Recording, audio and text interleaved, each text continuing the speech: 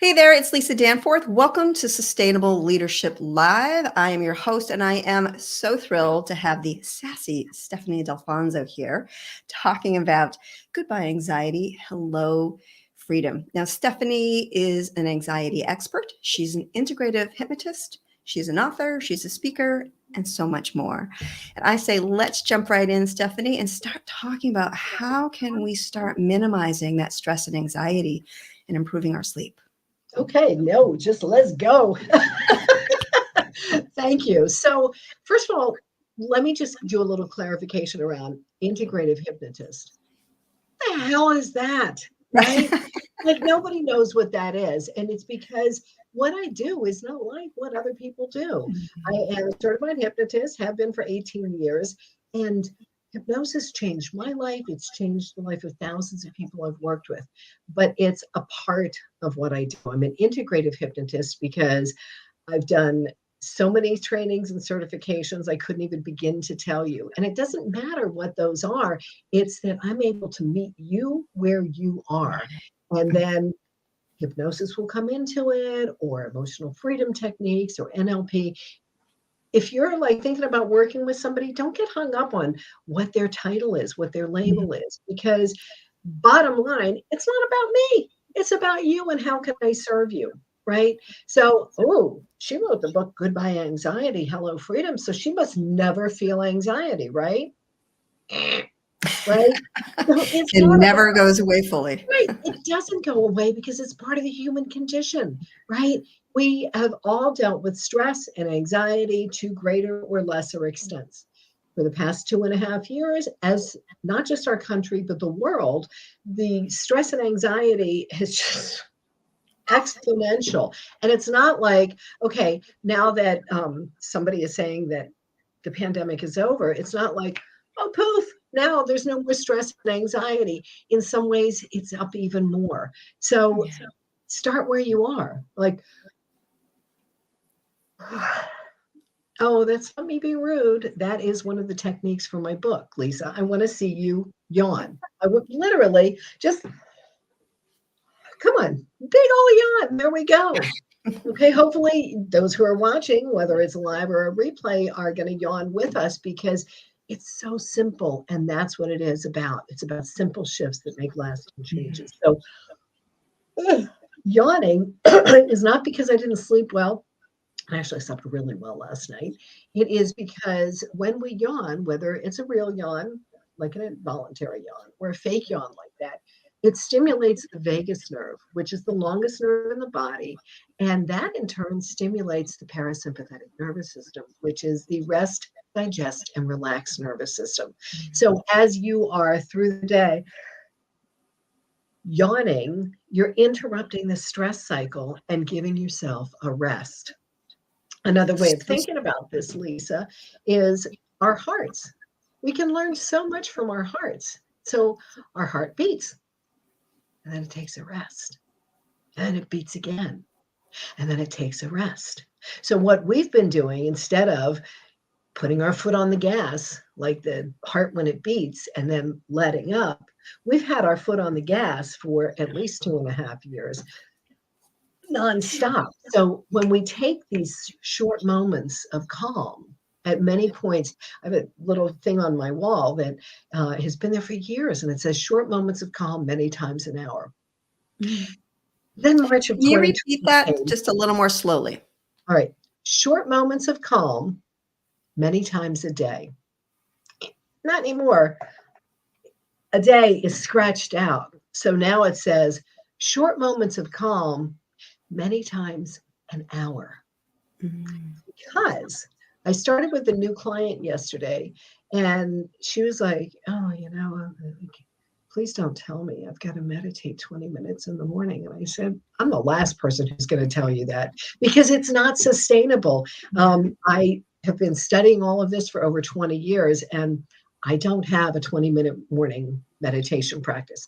I finally am happy to say I do have a meditation practice, but it's not 20 minutes.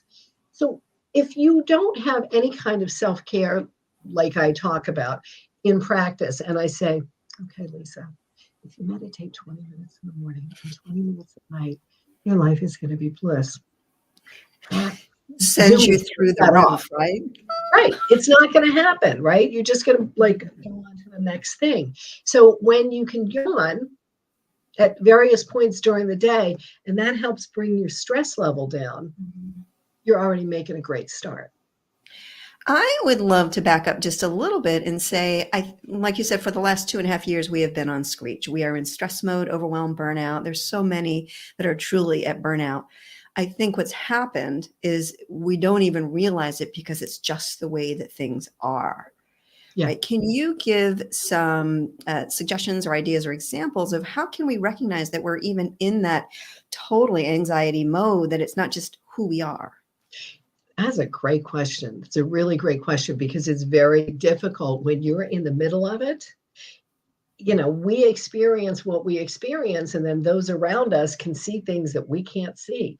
So I spent the first half of my life with this, like a hum of almost like an electrical in the back, not understanding what it was.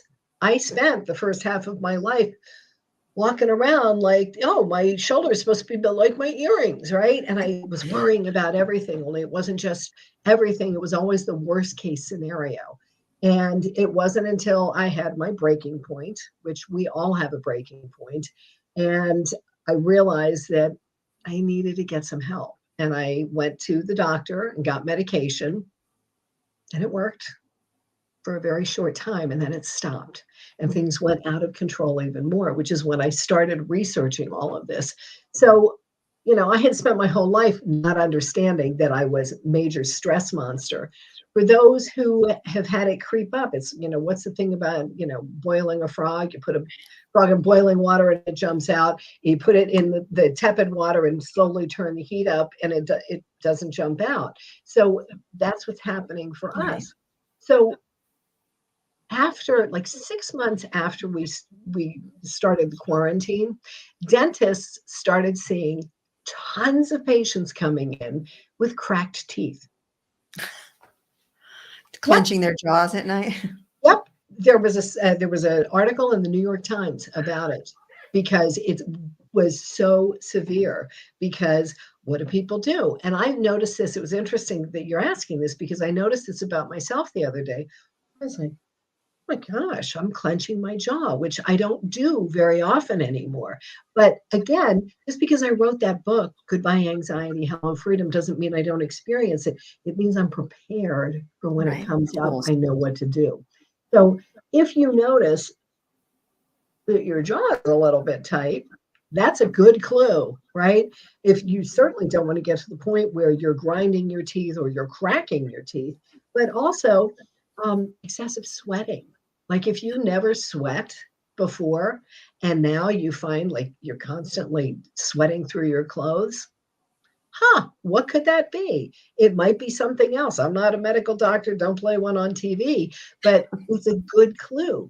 If you have shallow breath, right? I That's noticed huge, if I'm, right?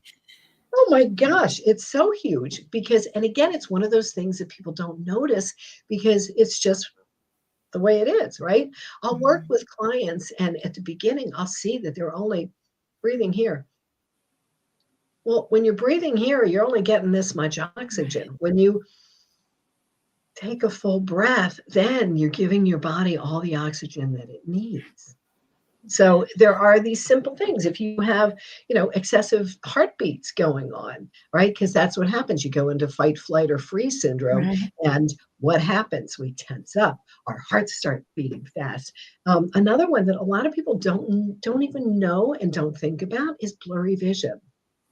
Have you ever Oh, noticed that your vision might not be as clear, even though you wear those beautiful glasses, which are like really rocking on you?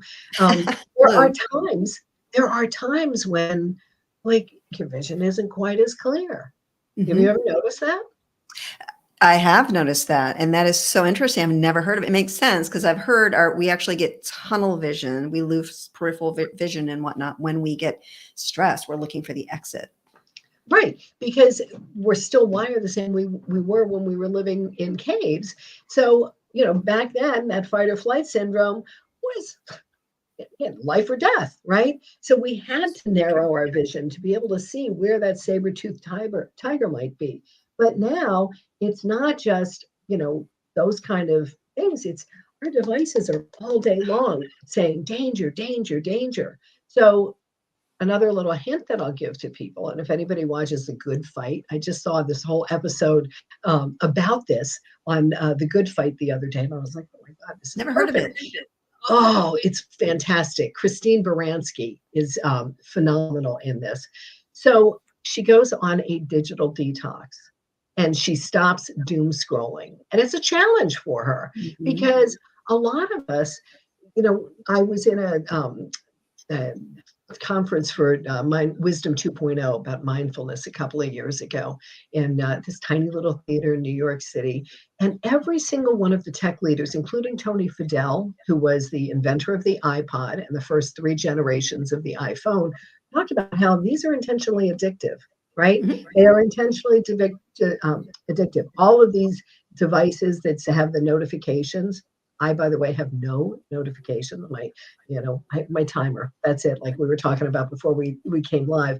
But so even this is the thing that was the scariest to me is this motion is intentional to mimic the arm of the slot machine. Yeah. What is the movie about social media? I think it is horrifying to watch.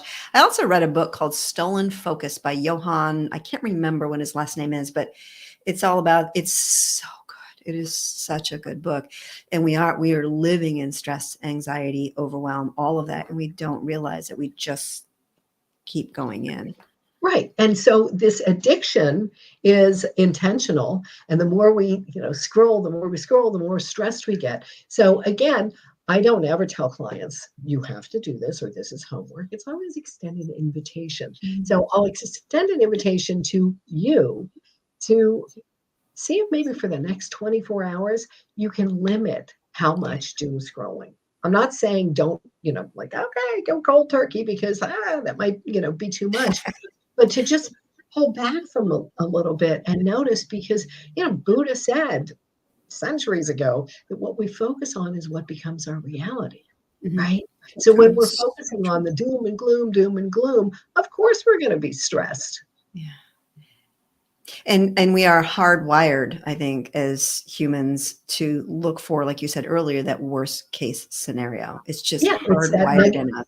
It's called the negativity bias. There's lots of research on that, the negativity bias that we are wired to look for what's wrong, So one of the things in my book, safe, and it's killing us.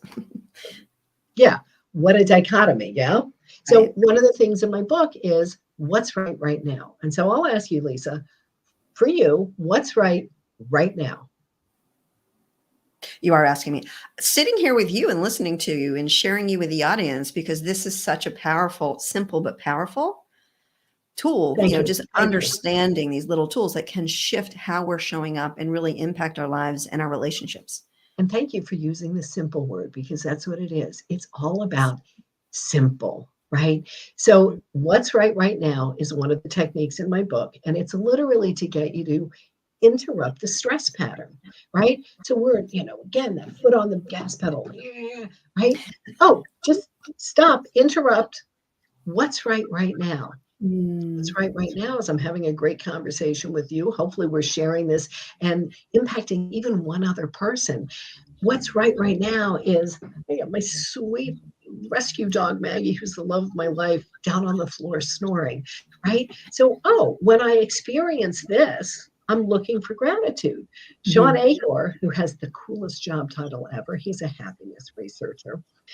He found that when we just look for gratitude, we drop our cortisol levels by 23%. Oh, 23%. Okay. Can you repeat that statement? Yeah, because that's a golden nugget, isn't it? That is a nugget. Just looking for gratitude. Just looking for something to be thankful for drops our cortisol stress levels by 23%. I remember reading something about when we are in a state of depression, the best thing that we can do is actually look to serve someone else. That is one of the best things to get us out of that stress, depression, whatever it may be. Right. Just So, lifting our head. Mhm. so both ways, whether it's, looking for something to be grateful for or looking to enrich someone else, you drop the cortisol levels by 23%. The reason why doing something for someone else is so powerful is the second part of it. The second part is when we drop out of our head and into our heart and we're feeling gratitude, right? Not just thinking about it, but when we feel gratitude, our bodies start to produce dopamine and serotonin, which are the happy hormones that we find synthetically in other places. So we can, just by this simple thing, what's right now. And if anybody who's listening or watching to this has kids at home still, it's a great thing to say, okay, let's go around the dinner table if people still have dinner together. What's right now? Or if things are tense in the house and everybody's melting down, all right, wait, let's take a moment. What's right now? You're dropping the cortisol, you're upping the dopamine and serotonin, and you're finding emotional balance. Simple. That's all. It's very simple, but I do also want to sort of point out it's not always easy. We get in No. this mindset of I don't have time, and I think that's where we can really get tripped up. So just like you being an anxiety expert and you still experience anxiety at times, even though these tips and tools and skills and habits that you're sharing are very simple, they're not always so easy. So show yourself some graceful accountability, show yourself some compassion. And I love graceful accountability. Don't beat yourself up. Don't let yourself off the hook. If you truly are seeking change, then lean into these very simple tools, skills, habits. And it won't change overnight, but you will start to see. I had a beautiful session with Stephanie last week, and it's just so simple. These are just little pieces that when I can remember when I'm going down the rabbit hole, it just helps ground me and pull me back out. It is truly, truly helpful, impactful, life-changing. And yeah, so I wanted Well, to share that because it's so easy to dismiss something that's so simple. For some reason, we love to make things so difficult. Oh, boy, do we. But so I'm curious, Lisa, do you remember in that session, how many times did I tell you you have to take action, that you have to practice? I said it again and again and again because it's, I don't know if I coined this phrase or what, but I love thinking about self-help, shelf-help. Yeah. Anybody have those sagging shelves where we buy all the books, all the CDs and stuff, all the old technology? We put them up on the shelves and then they're like sagging like I'm this gonna and get to it. nothing I'm gonna get changes. to it. And then it causes us stress and anxiety because we're not Right, getting because nothing changes because it's still just sitting there. So my book, and again, I'm not like saying this to try and plug the book, but my book has 35 different simple ways, not because you have to read the whole thing, but because you pick two or three and you practice them and you practice them and you practice them. So it becomes this natural habit. I'm not seeing where we are on time. Do I have a couple of minutes left? We've got a couple more minutes. So if you have another thing to share, that would be great. And then we will Yeah. wrap it up and you can share where people can reach out to you. Okay, so real quick, I want to just do a teeny tiny bit on the brain and how this is so important. And it's, if you've ever heard neuroscientists talk about neurons that fire together, wire together. In a nutshell, what it means is every time we experience something new, these neurons fire off and they become a pattern. Every time we experience the same thing or something similar, the same group of neurons fire off, fire off. We get these well-worn grooves of these neural pathways, and that becomes habits. So when we start with some of these simple shifts that I talk about, it's not enough to do it one time. And like, oh, okay, now I'm fixed. Well, first, we're never fixed because we're not broken. There's nothing wrong with us. But when we are doing these on an overall basis, on an everyday basis, then our stress levels come down. And then when it starts to come up, because it's part of the human condition, we're prepared. We know what to do. That's why I say simple shifts are what makes lasting changes. Yeah, those habits. I love a quote by F.M. Alexander. It says, people don't determine their futures. They determine their habits, and their habits determine their futures. So when we rely on those habits that no longer support us and sustain us, we only get more of what we want. So we need to start shifting slowly focusing on the positive habit, not the negative habit, but implementing that positive habit. That was Such beautiful, good Lisa. stuff, Stephanie. Thank you. Thank you. Is there anything else that you just are like, okay, we've got to share this before we finish up? Just wherever you are, show yourself grace Mm. and start with just one thing. That's it. Just one thing. Like, okay, what am I going to commit to? And you mentioned accountability. Stephen Covey said, accountability breeds responsibility. And I Mhm. always share this when I do my public talks. I'm always sharing this because I say, okay, buddy up with a friend. And for the next 7 days, commit to doing a couple of these or even just one technique. Check in. And if you've got somebody you can do this with, I'll give you that invitation now. Buddy up with somebody. Say, okay, for the next 7 days, let's play with this. And you will see an exponential increase in your emotional balance and a decrease of your stress and anxiety. Beautiful. Thank you. Thank you for sharing your brilliance, your tools, your Thank you. skills, your years of just all of it. Thank you. Thank Yep. you. Where Lots can of people years. reach out? Pardon me? I said lots of years, and I claim it all. I Where can have people reach out and to get a hold of you? the number 5 easy ways to calm anxiety.com. If you go there, put your email address in, I'll send you 5 of the techniques from my book for free.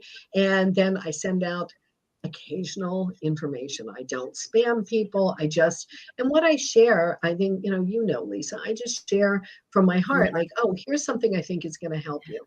And it does, it works. Awesome. I have one question for you as we wrap up. What one habit or boundary has helped you to live and lead a more sustainable life? Just one, that's tough. I know. 20? So I think the one thing is that I made the commitment to myself, not to someone else's. This is where the accountability comes in. We make promises to other people and we keep them.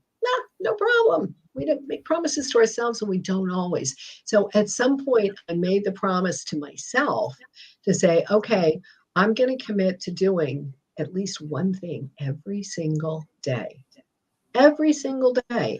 And then that's added up into more things and more things. So, I have quite a toolbox, but I commit to, I was outside and walked this morning before this.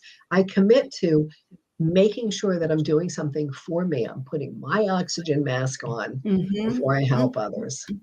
Beautiful. Yeah. I love it. Such good stuff. Thank you, Stephanie. Thank you, Lisa. It was, check out her book.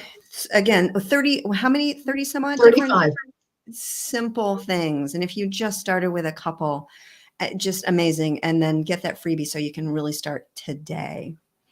So next week, October 12th, I have the fabulous Eric Leffler, who is a leadership design expert, and he's going to be talking about the way we lead.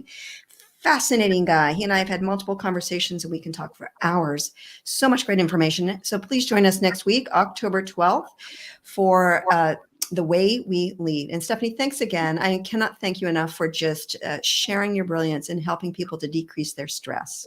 Thank you, Lisa. This was really great. Thanks. All right. Have a great day, everyone. Bye-bye.